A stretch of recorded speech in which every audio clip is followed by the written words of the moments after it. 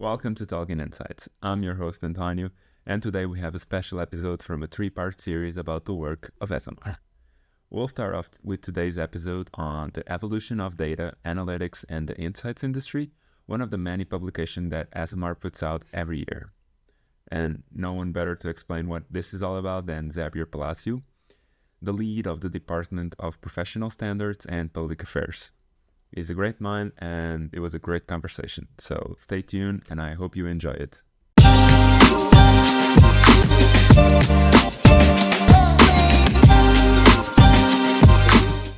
One of the projects that Xabier has been working is the evolution of data analytics and the insights industry. My first thing is I want to understand a bit more about this report. Why was it created? How did it come to life? Tell me everything. A bit of the background, of course. So Esomar has been creating quite a few reports to describe the industry over the years, actually for quite a few years. One of our flagship reports, the Global Market Research, has, like, the first edition was from 1989. So we have quite a history of producing reports. And what we try to do is describe the industry. It is important for a few reasons. First of all, it allows us to quantify the industry that we represent, so that when we talk to, for example, legislators, we also say, they can understand and assess and understand the size of the industry that we are talking to them about. The other one is, of course, guidance, because we have a global community, and they need to understand how the industry is behaving in a different part of the world. Measuring and understanding the industry in itself is very important also for our members.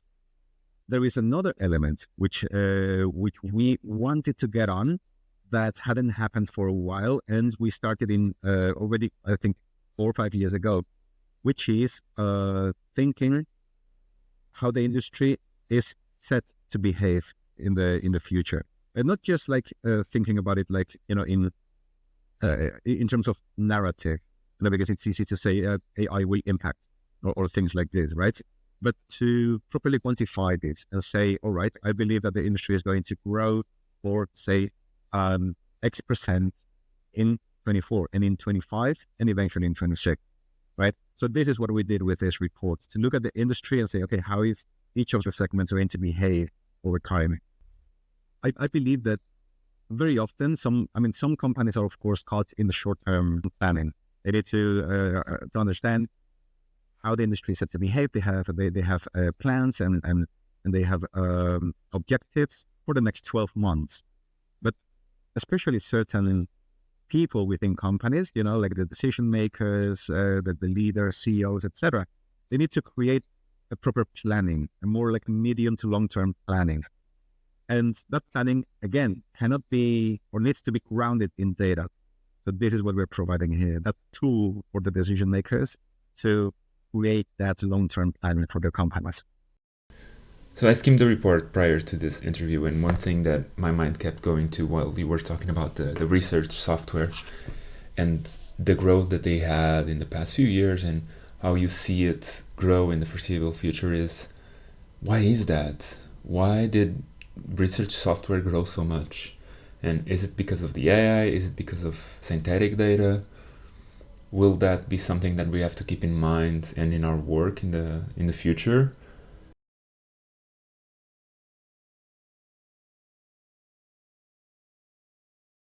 Okay, I think there is a lot to unpack in this question, but maybe also just for the audience, just to simplify, the very, very simplified vision that we have of the industry is that we have a big insights industry that behaves in different ways.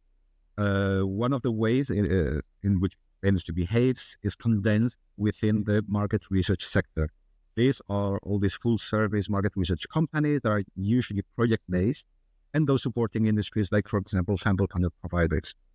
The other sector is research software that you just mentioned. And these are companies that are more subscription-based or self-serve platforms or data as a service, software as a service, things like this. They work in a fundamentally different way. And that's why they need to be looked at not in isolation, but specifically as their own segment. And the last one is all these companies that dedicate or that are dedicated to guiding companies. Once the insight is out there, once they receive like that guidance, how do you implement it within the company, and how do you transform this into growth? These are all the consultancies. So this is the reporting part, which is the third segment. Now, as you were saying, research software has been growing very substantially. There is ways to summarize this, to really simplify this in one reason why this has happened. I would say that this is because they allowed for the democratization of insight. What is this? These companies provide tools for individuals, for companies, those companies that used to be clients, to internalize the insights function. They can internalize this at a very reasonable cost. Once anybody can create, for example, a SurveyMonkey account at close to nothing, and they can start creating their little, the little projects to understand their customer base and so on, then we start seeing that these companies start growing. What a type of market research that used to be the realm of very dedicated companies, they used to probably have high barriers to entry because they were relatively expensive, they would take a little bit of time, etc. Now we have a whole set of companies that allow for the creation of of insights very quickly and also very cheaply. Not necessarily of great quality, but that is a whole different discussion. Not necessarily, but very often also very high quality. So we're seeing, the industry has evolved a lot, right? So we are seeing a lot happening there. That's why I was saying, like, there is a lot to unpack in this question. But I hope in a nutshell it explains. Yeah, that's interesting, because one of the topics that your report kind of also mentioned was the quality, and the quality of the insight that you're getting. Like, yeah, is it that quality? Is it good enough? Is it that the company can use? So that has been one of the main points of discussion of the industry, because what comes cheap very often doesn't sacrifices quality, so to speak. There is, like, the research software industry has evolved very substantially over time. Those companies that used to be a bit more perhaps naive, that were a bit more that were reacting to just a trend, a fad in the industry, are now far more mature than that. So what they are capable of doing is far more polished. So I think that old idea of technology and development comes at the cost of quality, I think is less and less true. The other element, and because I touched upon the internalization of insights, there is a couple of decades ago when insights were starting to become internalized at much scale. Of course, those people internalizing insights were people from perhaps the IT department, or maybe some people from other types of departments that they didn't necessarily have the skills and the tools, a proper toolbox to understand the insights they were receiving. But that has, of course, changed. Now, more and more companies have dedicated insights teams. So quality was not something that you could, blame companies for, that always. Now, the quality of many companies has increased. What many of these internal teams are capable of doing is also much better. The industry, as you just pointed out, is growing quite substantially, right? The research software sector is growing at about 3 times faster than market research. That is very substantial, and that has an element of allure, and that has an element that is calling for many other players to join this arena. And not many of many of those players may not have incentives to be as polished. So what I'm saying is, you can find very good quality already in many of these tools. You also have to do your own due diligence before choosing a platform. Yeah. Yeah, it's a good shiny thing, but then you have to understand it, right? If your company can grow sustainable with that. Do you think the human impact of the whole operation will fade away and just leave place for the AI after it's gone? I think that is a fair question, because every development in technology always comes with a fear of loss of jobs, etc. There is my understanding is that there is no evidence for this in any realm, in any reality, not only this industry, but any other industry. What happens is that the workforce transforms. So what people will need to learn is different types of skills, but or maybe higher specialization. Right? If you are specialized in a specific market, and then when you know a lot of that, then you can apply those that type of knowledge without necessarily shifting or pivoting to something that is substantially different. I think that what AI is going to allow for is there is getting to the insight way faster, so that what people will be able to do is guide companies much better. And that is why I think it is very important that we recognize that sort of mysterious last sector that I was describing, all the consulting companies, etc. Because I think the faster and cheaper it gets to obtain those insights, the more time we will liberate or we will free for employees or for the insights workforce to guide companies to take on that role. So I think that's in itself quite an important shift, and probably quite a shift that I would be looking forward, because it would allow me to use my brain more than be engaged in repetitive tasks. So I think it's quite promising in that sense. On one of the many conversations that we had in the past, and for seeing you present in some events, you always mentioned that the industry is divided in three areas: the reports, the software, and the research companies, and how they all mix and mingle the three of them in different kind of ways.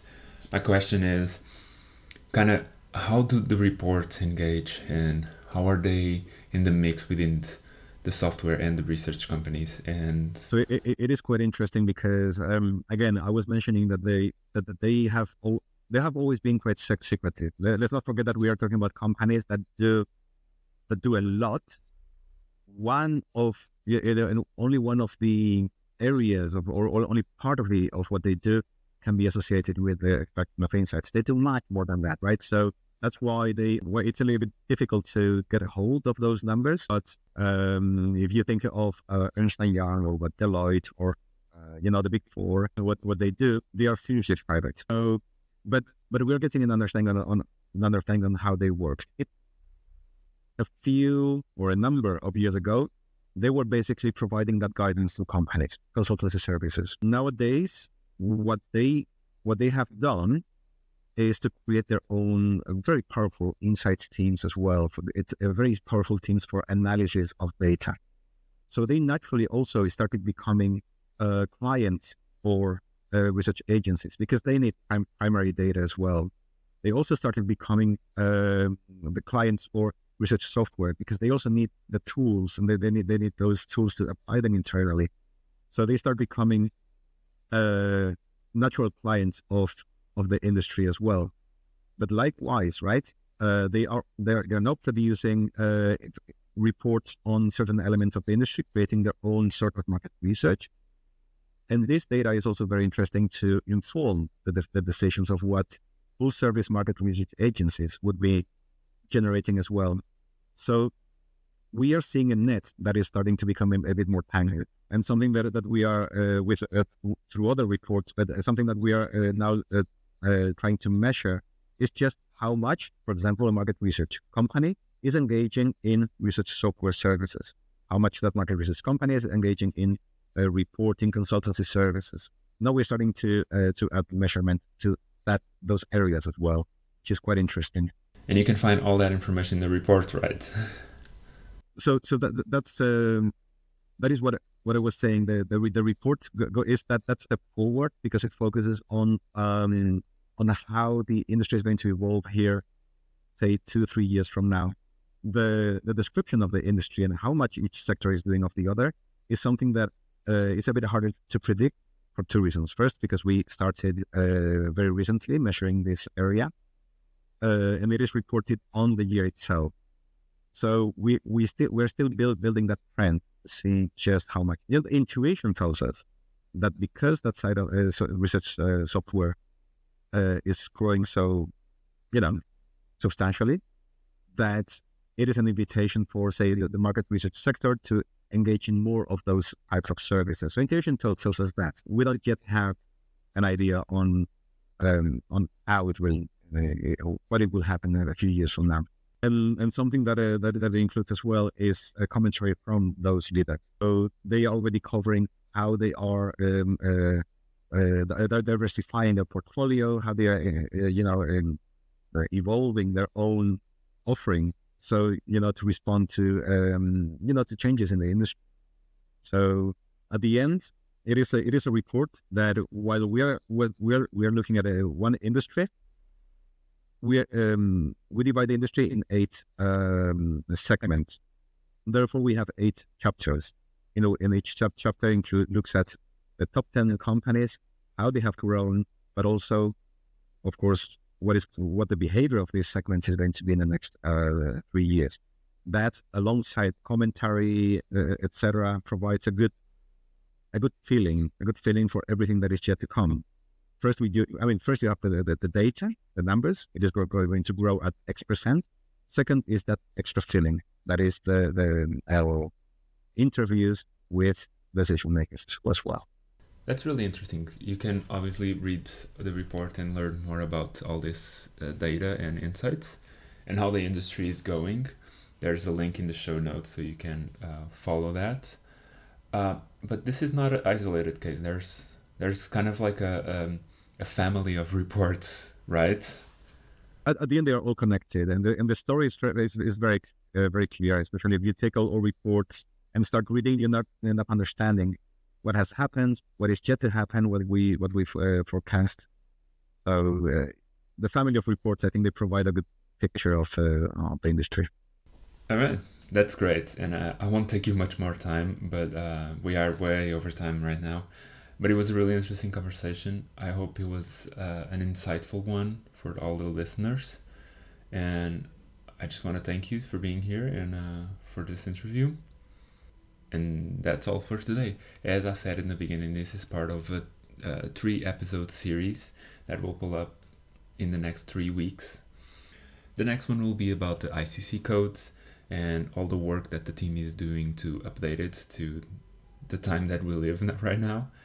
So keep an eye for the future releases, and don't forget to like and subscribe, and we'll see you in the next episode.